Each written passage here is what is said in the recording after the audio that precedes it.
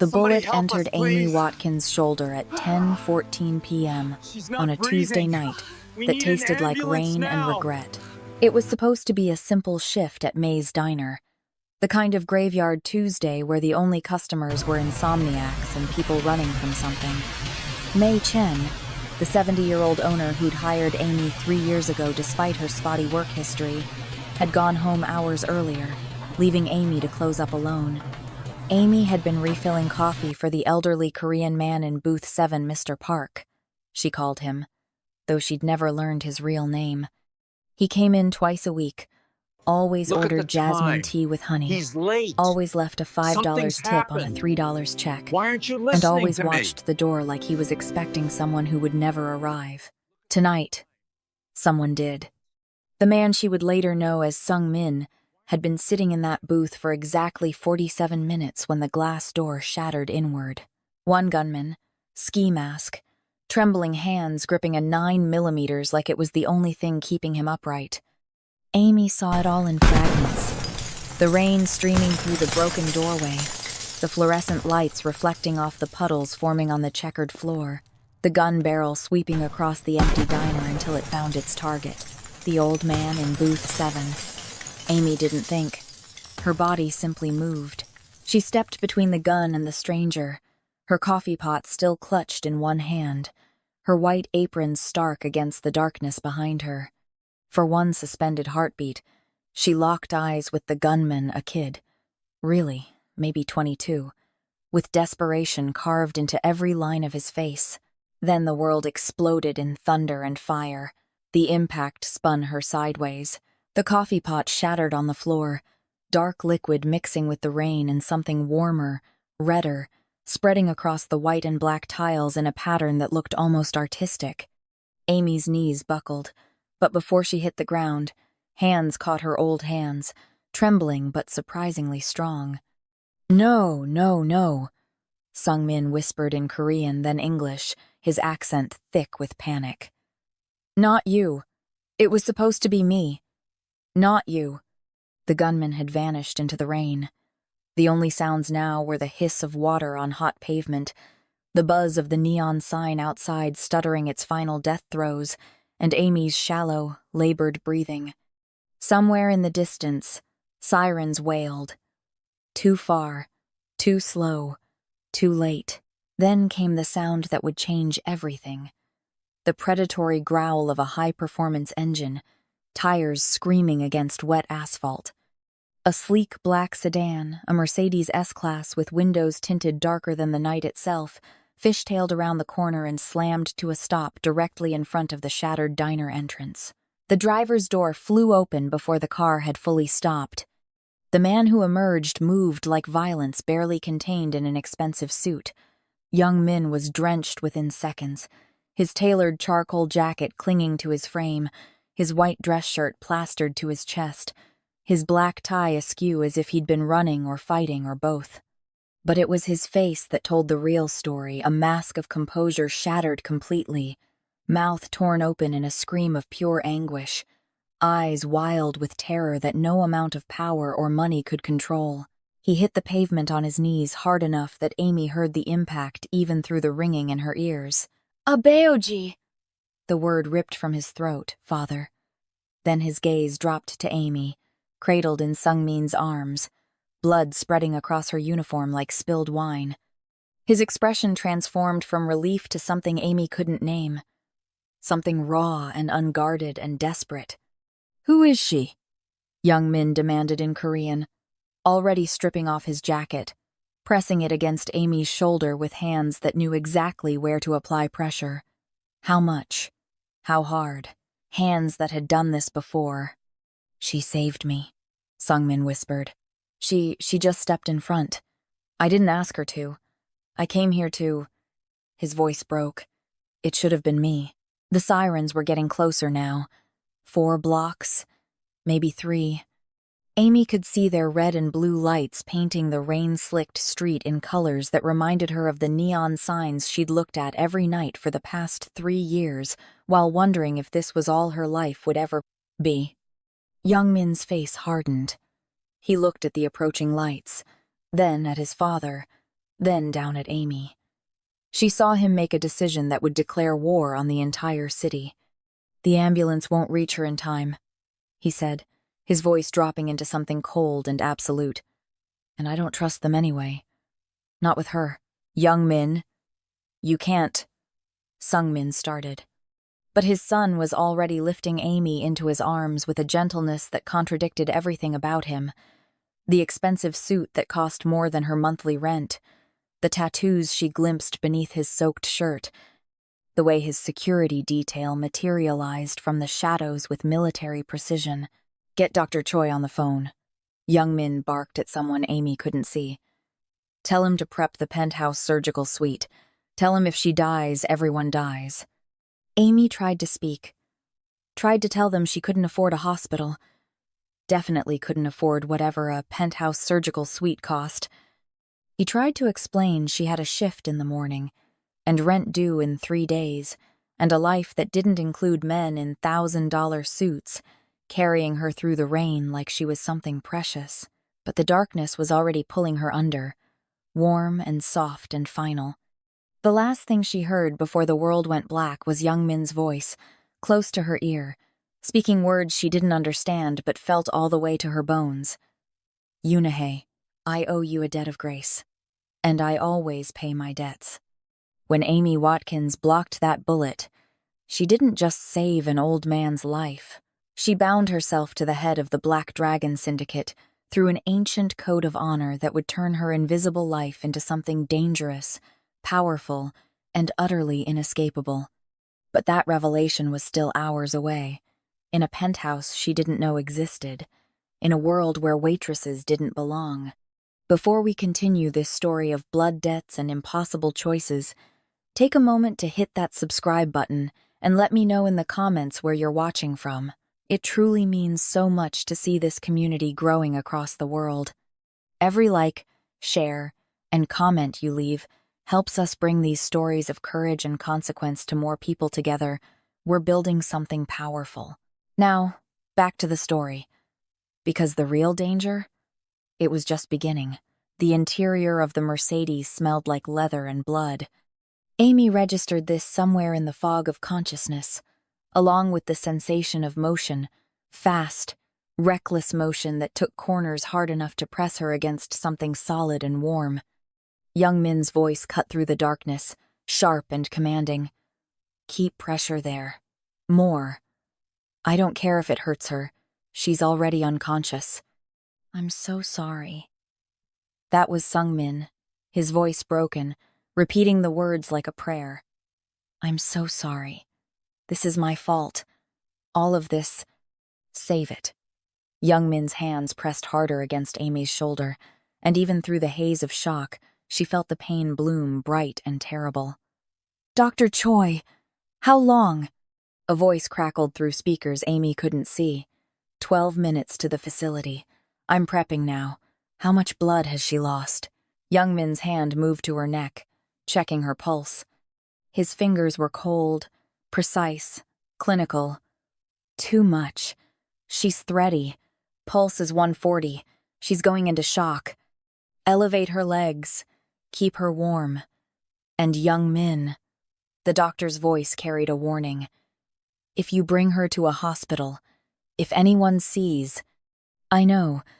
Young Min's jaw clenched so hard Amy could hear his teeth grind. "We're not going to a hospital." The ambulance that was coming for her? It wasn't coming to help. Sung Min's breath hitched. "You're certain?" "I had my people intercept the dispatch. It was rerouted from a burner phone. The driver was a contractor we've seen before. Someone wanted to finish what the gunmen started." Young Min shifted, adjusting his grip on Amy as the car took another violent turn. Whoever sent that shooter wanted her dead specifically. This wasn't random. "But she's nobody," Sung Min whispered. "Just a waitress. Why would anyone—" "Nobody is just anything, Abeoji." Young Min's voice dropped, and for a moment, Amy felt him looking at her face. She stepped in front of a bullet for a stranger. That makes her dangerous to someone. The car accelerated. Amy felt the world tilting. felt Sung Min's weathered hand gripping hers, felt the steady pressure of Young Min's palm against her wound, keeping her blood inside her body through sheer force of will. "Stay with us," Young Min murmured, and Amy wasn't sure if he was talking to her or to himself. "Just a few more minutes. Stay." But the darkness was so warm, so inviting. Amy let it take her. When Amy opened her eyes, the first thing she noticed was the ceiling. It was wrong too high, too white, crisscrossed with recessed lighting that cast no shadows. The second thing she noticed was the silence. Not the comfortable quiet of an empty diner at 3 a.m., but the pressurized silence of expensive spaces where sound went to die. She tried to sit up. Pain exploded through her shoulder, sharp enough to steal her breath. "Easy." A woman's voice, professional and cool. "You've been out for 6 days. Your body needs time to adjust." 6 days? Amy's head swiveled toward the voice. A woman in pristine scrubs stood beside what looked like a hospital bed. But wrong. The sheets were too soft, the machines too sleek, the whole room too much like something from a science fiction movie. Floor-to-ceiling windows revealed a cityscape Amy recognized but had never seen from this angle. They were high up, very high up, where Amy's throat was dry, her voice a rasp. Where am I? Safe. The woman a nurse. Probably. Though everything about her suggested military training, adjusted an IV line Amy hadn't noticed attached to her arm. "Mr.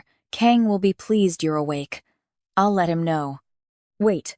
I have work. My shift." Amy tried to swing her legs off the bed. The room tilted violently. "What day is it? I need to call Maze. Tell them It's Monday." The nurse's hand was firm on Amy's good shoulder, pressing her back against the pillows. "And you need to stay still.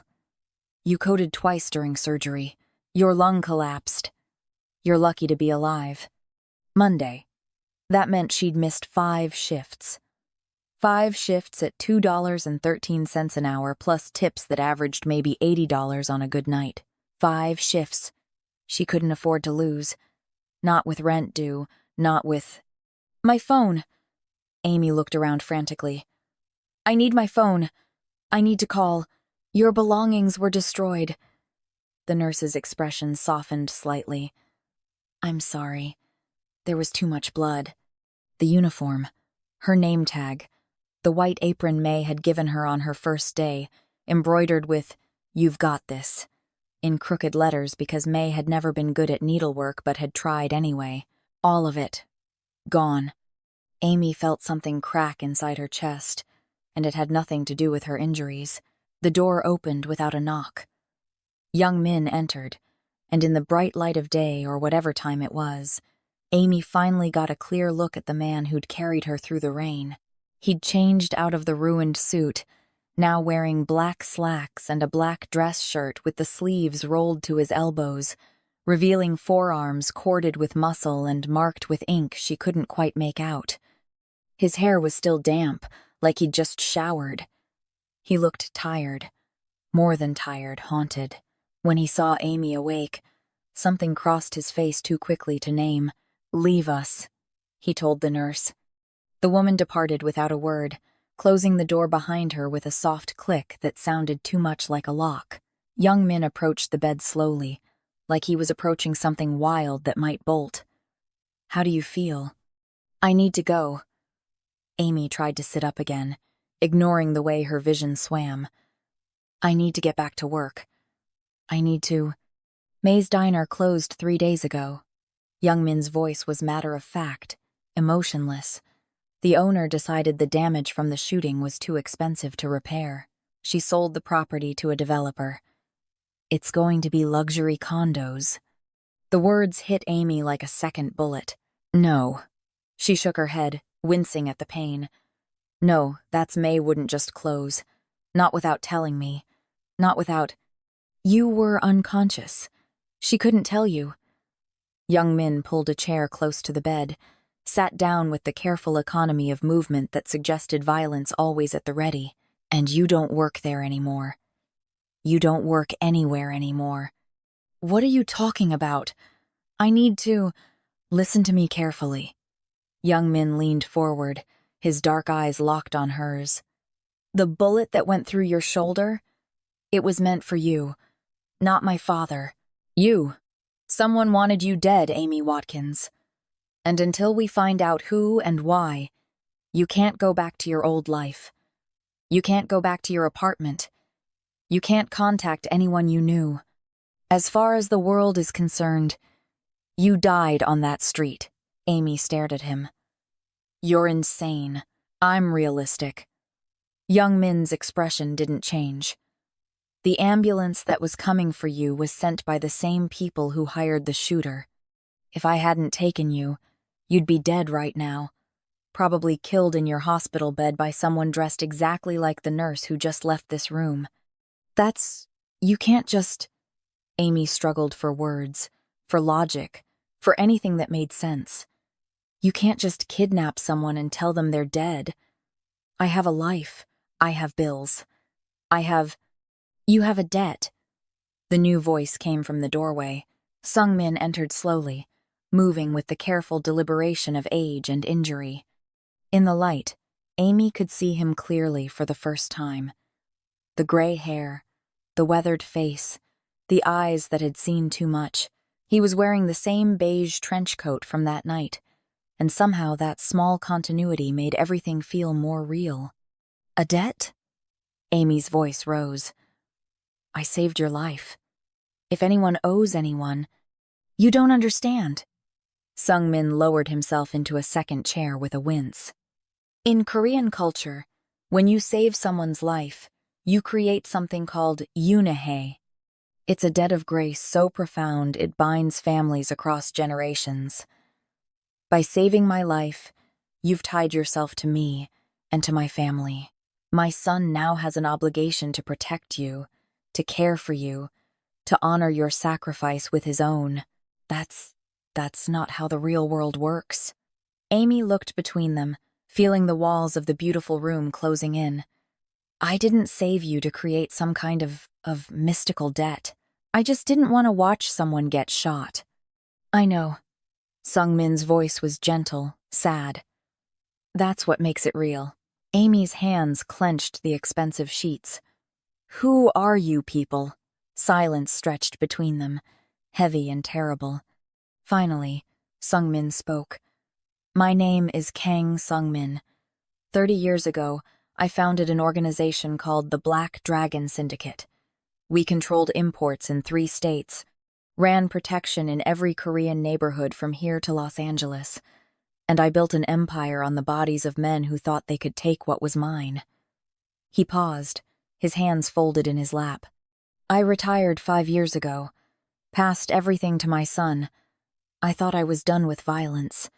I thought I could just exist, drink tea in quiet diners, pretend to be a harmless old man. You're a criminal. The words tasted like ash in Amy's mouth. I was a monster, Sung-min corrected softly. And you saved a monster. I'm sorry for that. But Young Min, he glanced at his son. Young Min is many things, but he honors Yunahae absolutely. You're under his protection now. No one will touch you, no one will harm you, even if it costs him everything. Amy felt tears burning behind her eyes. I don't want to be protected. I want my life back. Your life tried to kill you, Young Min said flatly.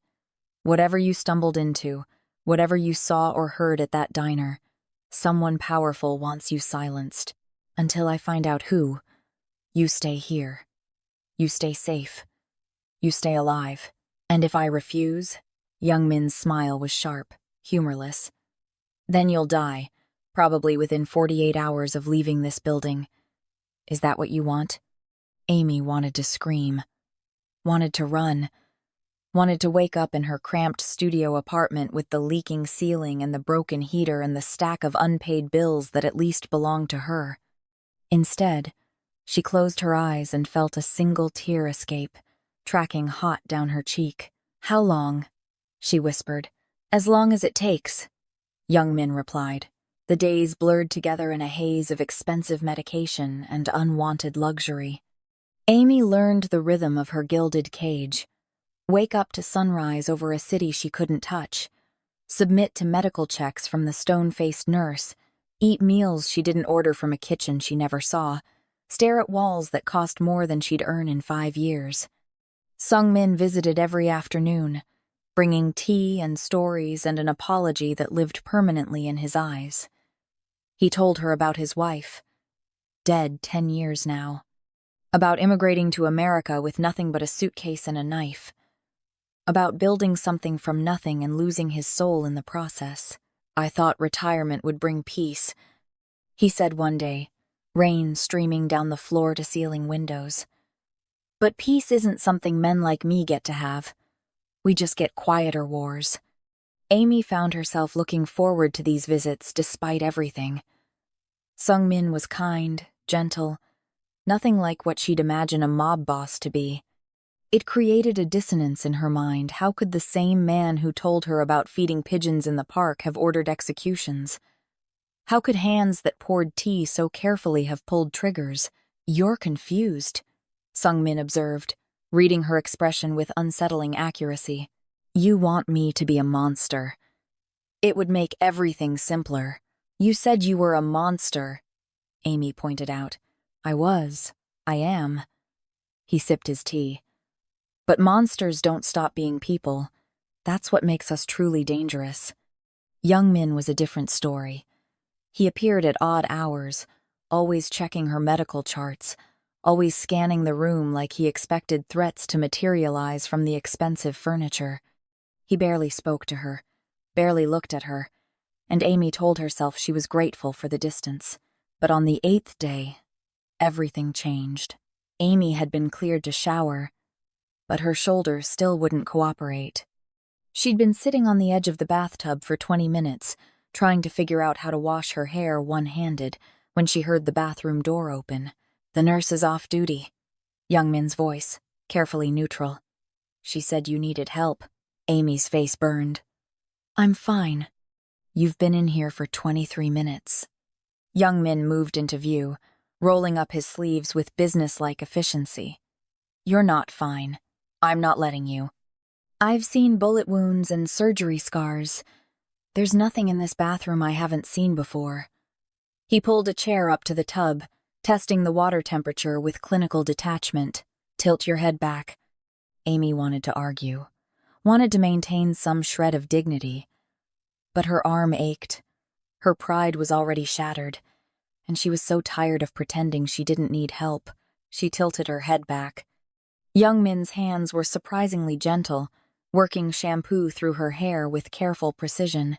He didn't speak, didn't meet her eyes in the mirror, just worked with the focused intensity he seemed to bring to everything.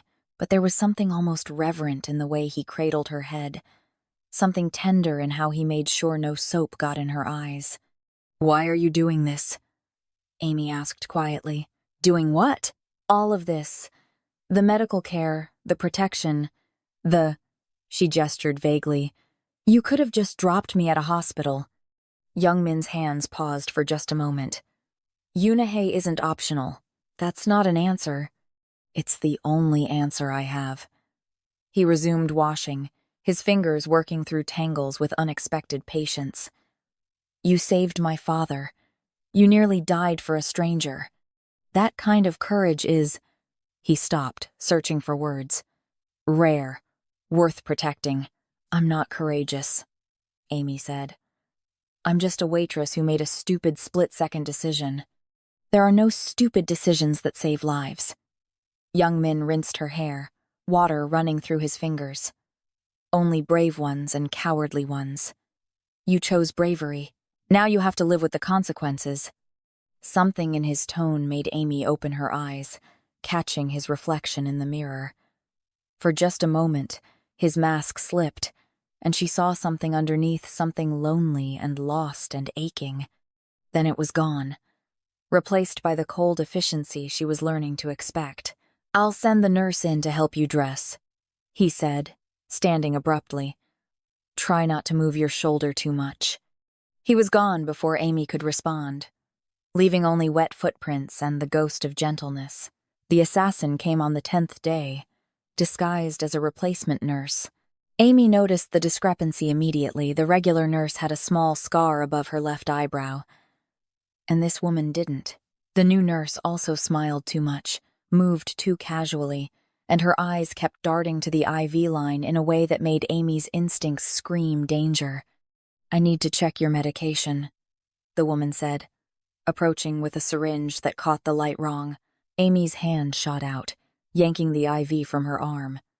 "Get out!" The nurse's smile vanished. Her hand went to her pocket. The door exploded inward. Young Min moved like controlled violence, crossing the room in 3 strides. He caught the woman's wrist as she drew a pistol, twisted with brutal efficiency, and slammed her face first into the wall hard enough to crack the expensive plaster. The gun clattered to the floor. "Who sent you?" His voice was ice and murder. The woman spat blood. "Go to hell." Young Min's knee came up, catching her in the solar plexus. She folded, gasping. He let her drop, then crouched beside her, picking up the syringe she'd been carrying, held it up to the light. "Potassium chloride," he observed clinically. "Quick! Looks like cardiac arrest. Clean." His eyes met the woman's. "Who sent you?" I'm just a contractor, I don't know names." Young Min's hand moved so fast, Amy barely saw it. The syringe buried itself in the woman's thigh. She screamed. "That's saline," Young Min said conversationally. "But you don't know that, do you? You're wondering if I just injected you with the same poison you were going to use on her. Wondering how long you have. Wondering if your heart's going to stop any second." He leaned closer. "Give me a name, and I'll call Dr. Choi. Refuse, and I'll watch you die wondering." Jesus. It was just a text chain, a number I don't recognize. They paid half up front, half on completion.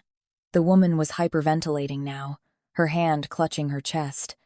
"Please. I have kids. I didn't know who she was.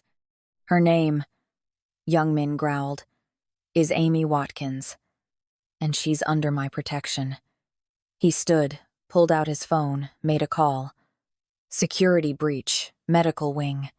Send a cleanup crew and Dr. Choi. We have a guest who needs enhanced interrogation." The woman started crying. "Please, I'm sorry. I didn't know." Young Min ignored her, crossing to Amy's bed. His hands were shaking, barely perceptible, but Amy saw it. Saw the crack in his composure. "Are you hurt?" His eyes scanned her, checking for injuries with desperate intensity. I'm fine. I pulled the IV before she..." "You should be terrified." Young Min's voice was low, angry. "You should be screaming. Instead, you ripped out your own IV and told an armed assassin to leave. Are you insane?" "Probably," Amy whispered. Something flickered in Young Min's eyes, respect. Maybe. Or recognition. "The leak is coming from inside my organization. Someone in my inner circle wants you dead badly enough to hire contractors and forge hospital credentials." He looked at the crying woman on the floor. This was a test, to see how close they could get. Did I pass? Amy meant it as a joke, but her voice shook. "You survived." Young Min's hand moved just for a second like he wanted to touch her face. Then he stopped himself, stepped back, rebuilt his walls. That's all that matters. Security flooded in, professional and silent. They hauled the assassin away. Dr. Choi arrived, checked Amy over with brisk efficiency, and reinserted the IV with steady hands that had clearly seen worse. Through it all, Young Min stood by the window, staring out at the city lights, his reflection dark and troubled in the glass. When they were alone again, Amy spoke quietly. "You can't protect me forever. Watch me!" Young Min didn't turn around. "Someone in your organization wants me dead. That means you can't trust your own people. How long before they..." "I'm assigning myself as your primary security." Young Min's reflection met her eyes. No one else comes near you. No one else treats you. Just me, doctor. Choi. And my father. His jaw clenched. I won't lose you. Not to them. Not to anyone. The possessiveness in his voice should have frightened her. Instead, Amy felt something else entirely, something warm and dangerous and completely inappropriate given that this man was a criminal who'd trapped her in a cage, however gilded. Why? She asked. Why does it matter so much? Yunahe can't explain this. You barely know me. Young Min was silent for a long moment. When he finally spoke, his voice was so quiet Amy almost didn't hear it. Because when I saw you bleeding on that street, when I thought you were going to die for my father, for a stranger, for nothing. He stopped, his hands clenching into fists. I realized I'd spent my entire life surrounded by people who would never make that choice. People who only understand transactions and leverage and self-interest. And you, he turned to face her fully now, and the look in his eyes was raw, unguarded, terrifying in its intensity. You restored something I thought was dead, and I won't let them take that away. I won't let them take you away. The silence that followed felt heavy with things neither of them could say. Outside, rain began to fall against the windows, painting the city in familiar patterns of water and light. And somewhere in the shadows of Young Min's empire, a traitor was planning their next move. The storm came 3 nights later, rolling in from the coast with the kind of violence that made the penthouse windows shudder in their frames. Thunder cracked like gunshots across the sky, and Amy was 12 years old again, hiding in a closet while her foster father's rage shook the house. Then she was 16, watching her first foster mother pack her things with mechanical efficiency. Then she was on that street, rain in her eyes, the gun barrel swinging toward her, the moment before everything exploded. She couldn't breathe. The medical wing had seemed safe in the daylight, sterile and controlled. But now, with lightning turning the windows into sheets of white fire and thunder rattling her bones, the room felt like a trap. The walls pressed in. The air turned thick and unbreathable. Amy's hands clawed at her throat, trying to find oxygen that wasn't there. She didn't hear the door open, didn't register Young Min's presence until his hands caught her wrists, gentle but firm, pulling them away from her neck. Breathe! His voice cut through the panic, calm and absolute. Amy. Look at me. Breathe. She couldn't. The world was spiraling, fragmenting into 1,000 terrible memories that all tasted like fear and rain and abandonment. Young Min moved without hesitation. He pulled her against his chest, one hand cradling the back of her head, the other pressed flat against her spine. Feel my breathing, he said quietly. Match it. In through your nose, out through your mouth. Follow me. His chest rose and fell in steady rhythm. Amy focused on it, on the solid warmth of him, on the way his heart beat strong and sure beneath her ear. Slowly, agonizingly, her own breathing started to match his. That's it, Young Min murmured. You're safe. I have you. You're safe. The storm raged outside. But here, wrapped in arms that smelled like expensive cologne and gunpowder, Amy felt the panic gradually recede. She became aware of other things, how Young Min's hand was moving in slow circles against her back, how his chin rested on top of her head, how he was whispering words in Korean she didn't understand, but that sounded like comfort. I'm sorry, she whispered when she could finally speak. I don't usually. Don't apologize. Young Min's voice was rough, raw in a way she'd never heard before. You were shot. You almost died. You're trapped in a stranger's home with people you don't trust. You're allowed to break. You don't break. Amy pulled back just enough to see his face. Lightning flashed, illuminating features she'd memorized over 2 weeks of stolen glances and careful distance. You're always so controlled, so perfect. Something shifted in Young Min's expression. I'm not perfect. I'm a criminal who's falling for a woman I have no right to touch. The words hung between them, fragile and dangerous. Who says you don't have the right? Amy's voice was barely audible over the storm. Young Min's hand came up, cupping her face with a tenderness that made her chest ache. You're here because of me. Because of my father, my world, my enemies. Touching you would be taking advantage of. I'm here because I chose to step in front of a bullet. Amy turned her face into his palm. Maybe I'm choosing this too. She saw the moment his control shattered, saw his eyes darken, his breath catch, his carefully maintained distance collapse like a dam breaking. When Young Min kissed her, it was nothing like she'd imagined. It wasn't gentle or sweet or tentative. It was desperate, fierce, driven by weeks of tension and fear and the terrible knowledge that either of them could die tomorrow. His hand tangled in her hair, careful of her shoulder, and Amy rose up on her toes to meet him, her good arm wrapping around his neck.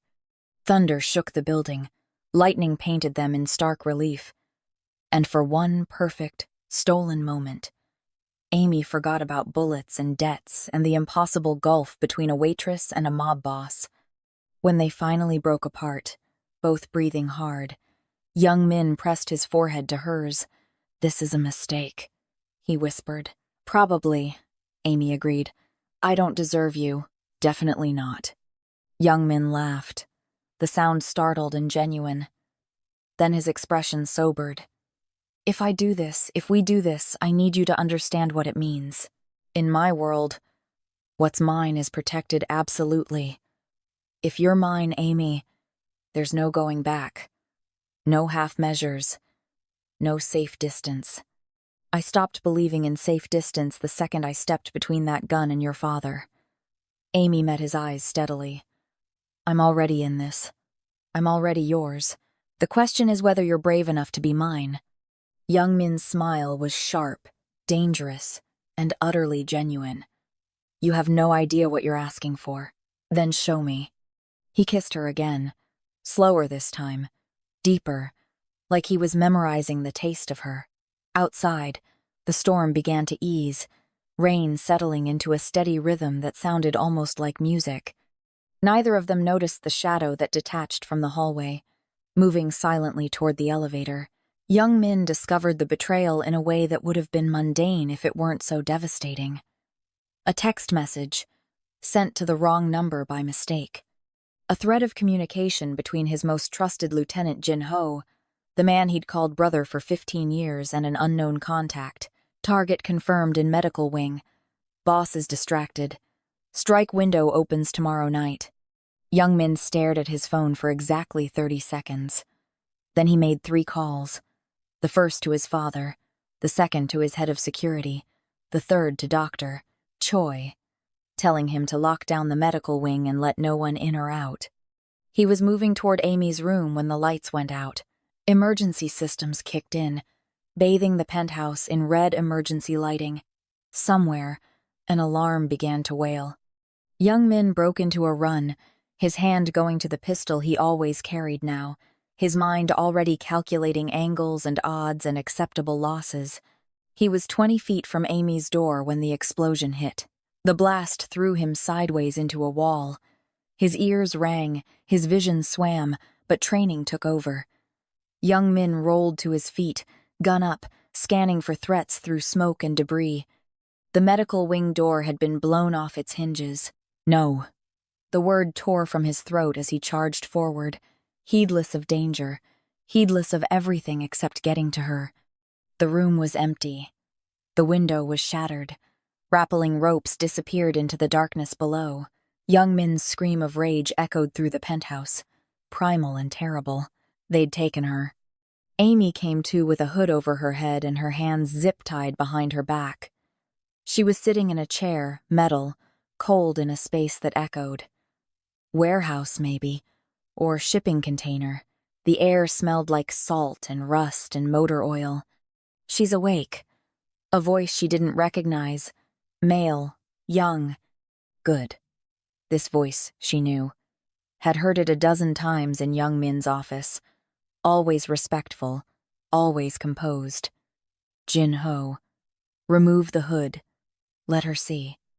Light stabbed into Amy's eyes. She blinked, adjusting, taking in her surroundings with the kind of focused calm that came from knowing panic would get her killed. She was in a shipping yard, surrounded by containers stacked like building blocks. Half a dozen armed men watched her with the cold professionalism of people who killed for money, and standing in front of her, looking almost apologetic, was the man Young Min had trusted above all others. "I'm sorry it came to this," Jin-ho said, pulling up a chair to sit across from her. "You seem like a decent person." "Wrong place, wrong time. Story of my life," Amy replied, proud that her voice didn't shake. Jin-ho smiled. "You have courage. I can see why he likes you. But that's the problem, isn't it? Young Min has never cared about anyone the way he cares about you. It makes him sloppy, emotional, weak. He'll kill you for this." "He'll try." Jin-ho leaned back. "But first, he'll have to find you. And by the time he does, I'll have everything I need, his network, his contacts, his territories. The Black Dragon will have a new head, one who isn't distracted by debts of honor to a waitress." Amy forced herself to meet his eyes. "You're going to kill me, eventually." Jin-ho checked his watch. "But not yet. First, you're going to make a phone call. You're going to tell Young Min exactly where you are. And when he comes, and he will come, alone. Because he's that predictable, my men will end the reign of Kang Young Min." A phone was thrust into Amy's face. Jin-ho dialed, put it on speaker. Young Min answered on the first ring. Amy. Just her name. But she heard everything in it, fear, rage, desperation. "I'm at the Skyline port," she said, before Jin-ho could give her a script. "He wants you to come alone. It's a trap." Jin-ho backhanded her. Amy's head snapped to the side, stars exploding across her vision. "You have 2 hours," Jin-ho said into the phone. "Come alone, or I start removing pieces of her." The line went dead. Amy spat blood, looked up at Jin-ho through watering eyes. "He's not coming alone. You don't know him at all if you think he's coming alone." Jin-ho's smile was pitying. "I've known Young Min for 15 years. He'll come alone because his pride won't allow anything else. He'll come because he thinks he can save you through sheer force of will." He stood, gestured to his men. "Secure the perimeter. Kill anyone who approaches. And when Young Min arrives, make him watch before you kill him." Sung Min found his son in the wreckage of the penthouse, standing amid broken glass and bullet casings, staring at the empty medical room with an expression that would have terrified anyone who didn't know him. "Young Min. They took her." Young Min's voice was hollow, broken. "I promised I wouldn't let them take her. And they—" "I know." Sung Min moved slowly into the room, stepping over debris. "Jin-ho sent me a message. Gloating. He doesn't know I have other phones, other contacts. He thinks I'm a harmless old man." Young Min turned, and Sung Min saw his son's face properly for the first time in years, saw past the mask of control to the terrified man underneath. "I can't lose her, Aboji. I can't." "Then we won't." Sung Min walked to the closet, pulled out a garment bag that had hung untouched for 5 years. Inside was the beige trench coat he'd worn in his operational days, back when people called him the Iron Fist and crossed the street to avoid him. Jin-ho made one critical mistake. "What's that?" "He forgot that before you were the dragon, I was the dragon." Sung Min shrugged on the coat. It fit like memory. "And I still have friends in this city. Old friends. Dangerous friends. The kind who owe me Yunahei."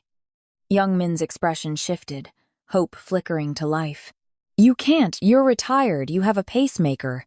I have a son who loves a woman worth dying for." Sung Min checked the pistol he'd kept hidden for emergencies, found it clean and loaded. That's more than enough reason to come out of retirement for one last operation. Father and son looked at each other, and something passed between them, understanding, respect, the acknowledgement that they were about to declare war on the city. Skyline Port, Young Min said. Jinho controls it through shell companies. It's a fortress. Fortresses have weaknesses. Sung Min pulled out his phone, started making calls in rapid Korean. The security grid runs on a system I helped install 15 years ago. I know the back doors. I know the patrol patterns. And I know. He smiled, and it was the smile of the iron fist, sharp and merciless, that Jinho never bothered to change the protocols I wrote. Young Min armed himself methodically.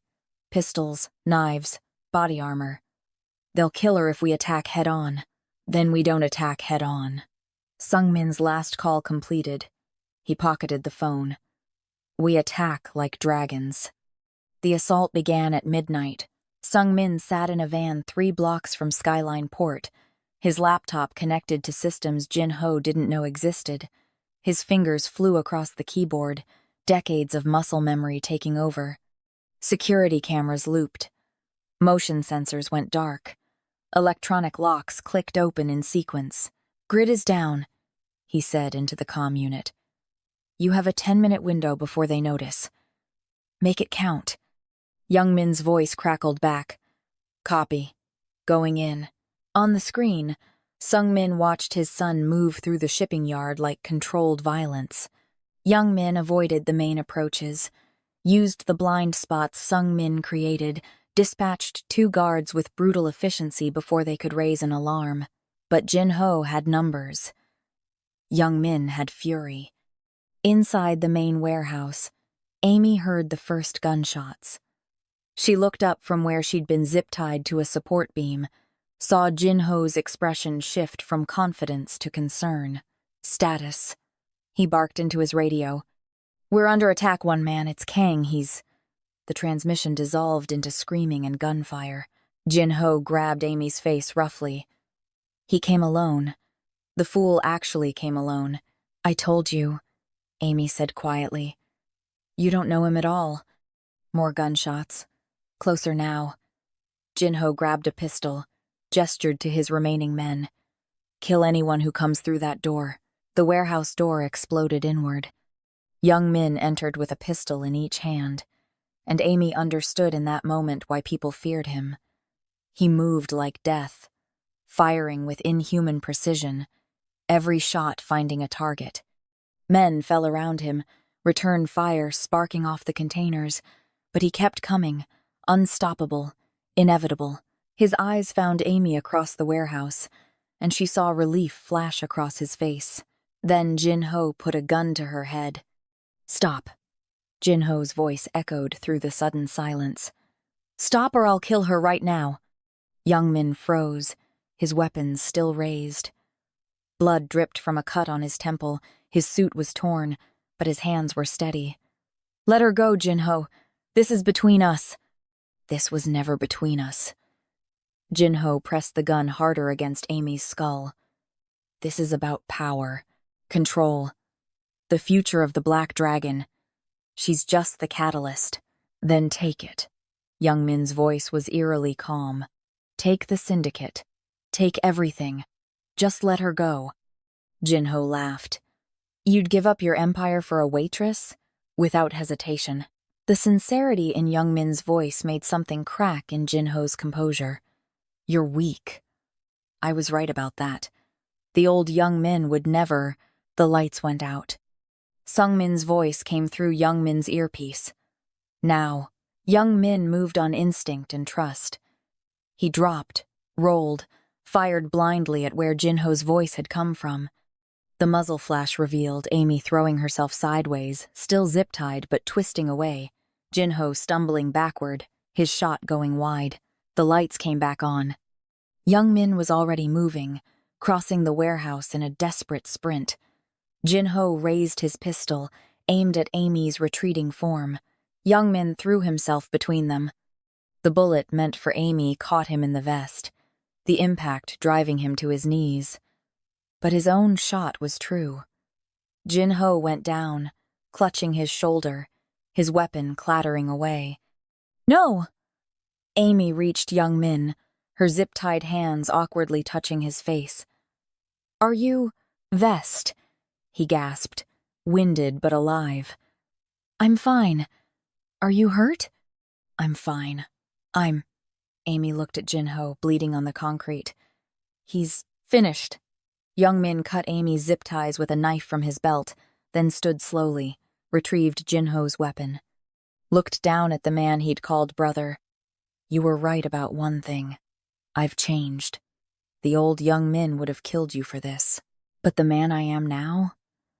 He looked at Amy. "He just wants to take the woman he loves and walk away."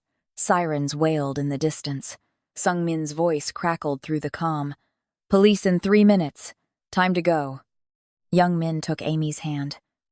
They ran through the shipping yard together, past the bodies and the wreckage, toward the van where Sung Min waited with the engine running. As they sped away from Skyline Port, Amy pressed against Young Min's side, his arm around her shoulders, both of them breathing hard and alive and together. "You shielded me," she said quietly, "just like I shielded your father." "Yunahe works both ways," Young Min replied. In the driver's seat, Sung Min smiled. The sun rose over a different world. Young Min spent 3 days dismantling the Black Dragon Syndicate. He called meetings with rival factions, offered territories freely, negotiated peace with enemies who couldn't believe their luck. The empire his father had built and he had maintained crumbled by design, piece by piece, until there was nothing left but memories and debts finally paid. "They'll think you're weak," Sung Min observed, watching his son sign away the last of his holdings. "Let them." Young Min didn't look up from the papers. "I spent 15 years being strong. It cost me everything except what matters. What mattered was sitting in the next room, eating takeout with Dr. Choi and arguing about physical therapy schedules." When the last signature was complete, Young Min walked away from the conference table and didn't look back. 6 months later, a small diner opened on the coast, 3 hours north of the city. It was nothing fancy, 16 seats, a counter, checkered floors that reminded Amy of May's but brighter, cleaner, full of possibility instead of desperation. The sign outside read, "Second Chances" in English and Korean. Amy worked the morning shift, taking orders and pouring coffee for locals and tourists who had no idea the woman serving them had once been shot defending a mob boss's father. Young Min worked the kitchen, learning to cook with the same intensity he'd once brought to running a criminal empire. Sung Min sat in the corner booth every Tuesday and Thursday, drinking green tea and reading the newspaper, occasionally offering commentary on Young Min's cooking that made his son throw dish towels at him. On quiet afternoons, when the lunch rush ended and before dinner began, Young Min would find Amy at the counter, slide onto a stool across from her, and just watch her work. "Any regrets?" he asked one day, rain streaming down the windows in patterns that no longer triggered panic. Amy considered the question seriously. She thought about her old life, the struggle and fear and loneliness. Thought about the bullet, the blood, the moment everything changed. Thought about the man across from her, who'd given up an empire because she'd given him something more valuable, not a single one, she said. Young Min smiled the real smile, the one he only showed her, soft and genuine and unguarded. He reached across the counter, took her hand. "Me neither." Outside, the ocean crashed against the rocks, relentless and eternal. Inside the diner, a waitress and a reformed mob boss built something new from the ashes of their old lives. And in the corner booth, an old man watched his son find the peace that had always eluded him, and knew that sometimes the greatest empires were the ones you walked away from. The debt had been paid. The grace had been given. And what remained was simply love, ordinary and extraordinary, worth every bullet and betrayal it had cost to find. The end.